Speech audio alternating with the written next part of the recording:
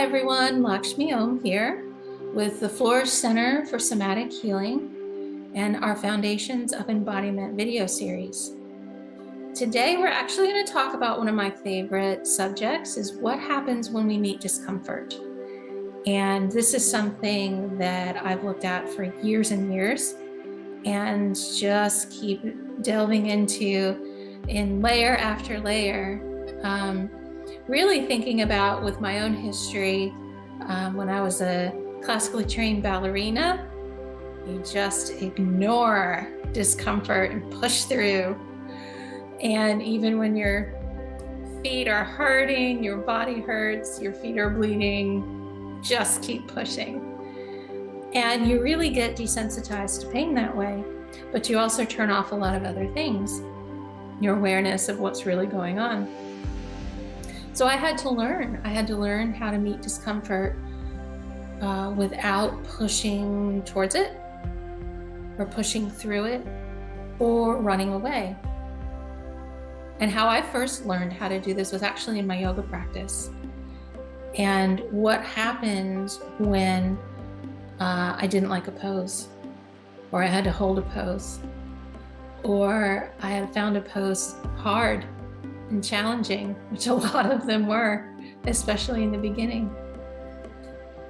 So when we meet discomfort in our lives, most of us have a tendency to do a few things. We lean one direction or other. Some people are the pusher-throughers. Like, I'm not going to pay attention. I'm just going to keep going. And some people have more of a tendency of running away. And, I can't feel that. I don't.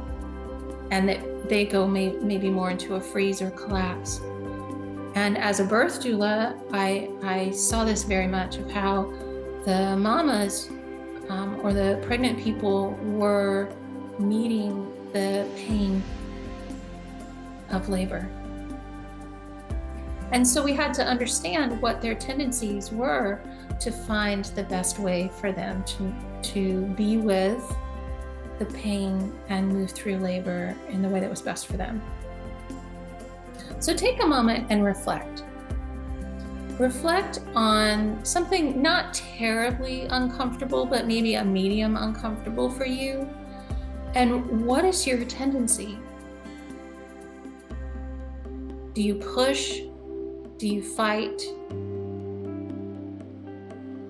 Do you force through it without paying much attention to yourself? Or do you pull away, also not paying attention, and shut down? Now, these are two extremes, and we all do a little bit of each, and that's okay. But there is an embodied way of meeting discomfort. And just like, I say the same things all the time. So those of you who are my clients, here it comes again. Pause. All right, just pause, notice you're uncomfortable, and pause. And you almost have to, I was a pusher througher, obviously. And so I had to learn to pull myself back a little bit. I had to soften, relax, not push. And then start to inquire with curiosity, compassion. Well, what am I feeling?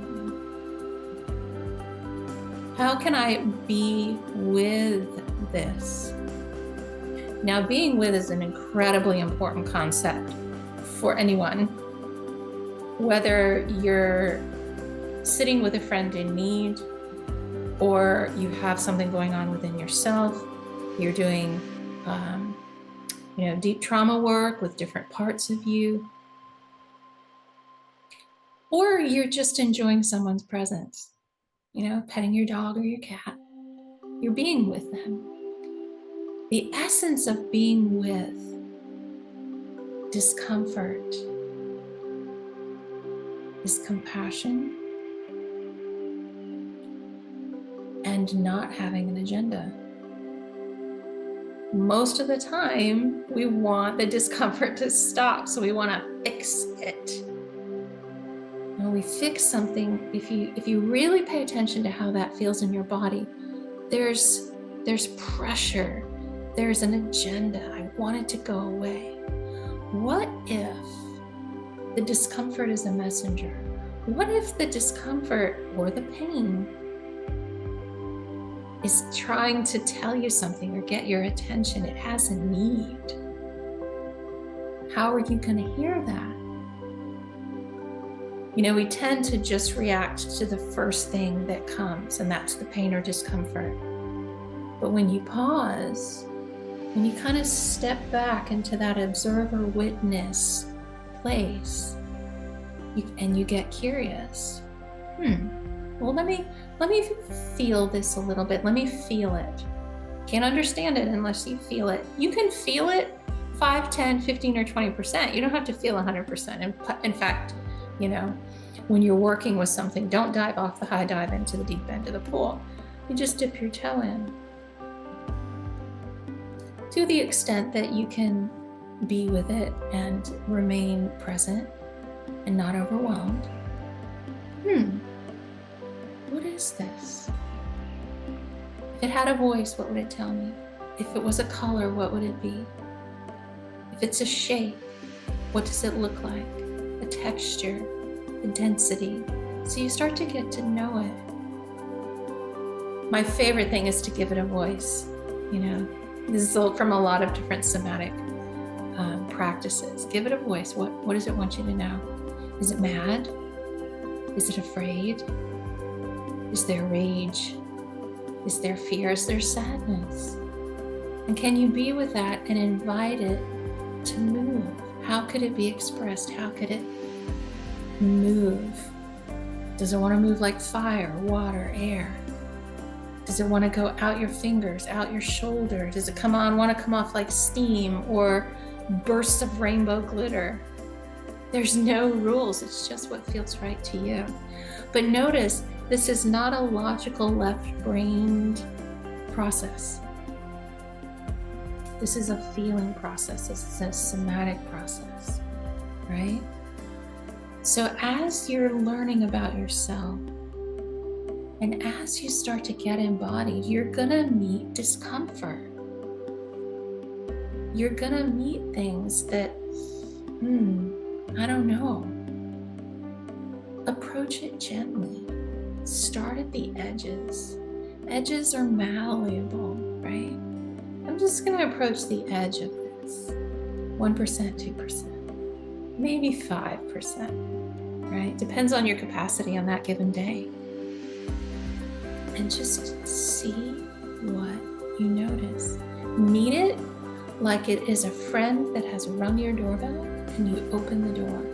Regardless if the friend is angry, sad, crying, happy, sick, tired, are you gonna let them in and sit them down on the couch? Here's a cup of tea and just listen. Or do you close the door in their face? Or do you let them in, put them on the couch, and then go into your bedroom, right? We all have these patterns that were protective and survival for when we were a kid. This is how we had to function. And it was intelligent at the time. But now, in our embodiment journey, if we really want to be embodied, we really want to meet ourselves fully, it involves meeting discomfort, learning to be with it, understanding that in any given moment, we were doing our best and we were working really hard. Always acknowledge, right? It was really hard work to hold on to that for so long. Yeah. You don't have to hold on to it anymore. If it could move, again, no force. If it could move, if it could shift, if it could change colors, if it needed something, what would you give it? It's all invitational, curious, right? Gentle. So as you start to meet discomfort, whether it's even just hunger or a little too hot, a little too cold. Am I fighting against this? Am I pushing or pulling against it? Can I be with it? What's it like? Start with the easy things first, I always say. Start with easy, right? And then you can work to more and more complicated. But the first step is to reflect on how you meet. Start to pay attention. Pause. If this were a friend, how would I treat it? Right? As always, let me know if you need additional assistance. Sometimes it really, especially with this kind of stuff, it really helps to have somebody guiding you through it, to have somebody there who's got your back, who's holding the therapeutic space for you, and that doesn't have an agenda and is just here for the wisdom of your system to guide us through what needs to happen for your healing. So you can always reach out, flourishcentersomatic.com, and we can set up a time to be together. I encourage you to take some time to journal a little bit, reflect, notice what really stood out for you that I said. Reflect on times when maybe you have met discomfort successfully. What did you do? And what happened? And then other times where you met discomfort and there was a challenge. Okay, and see where your patterns are. Do you push? Do you pull? And you may do both depending on the circumstance. So then you can notice, oh, here I am. Okay, now I've caught myself. I'm pushing against it. Let me sit back and relax. How can I be with this?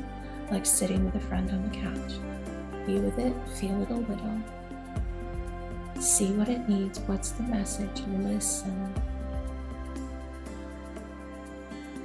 And then take an action. Listen to the request from your body. Sometimes it's a hand just like this. Sometimes it's a walk outside. Sometimes it's love and compassion and forgiveness. Sometimes it's letting a young part break things in your imagination just to express what didn't get to express at the time. So this is a brief little introduction to somatic work. It's a little bit deeper into some of the inner workings of it, but as always, just let me know if you need anything, and take care.